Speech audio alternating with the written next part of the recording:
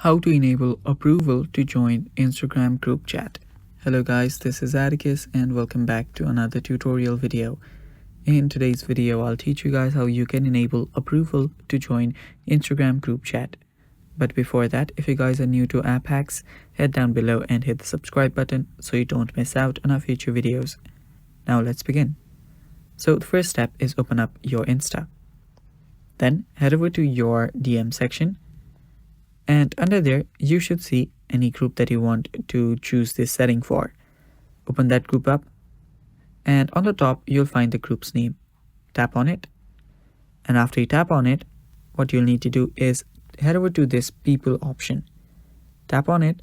And after you tap on it, on the top, you'll find an option that says require approval to join. Simply toggle that button on and you're basically good to go. And that's how you enable approval to join Instagram group chat. Thanks for watching. That is all for today's video. Stay tuned for more and bye-bye.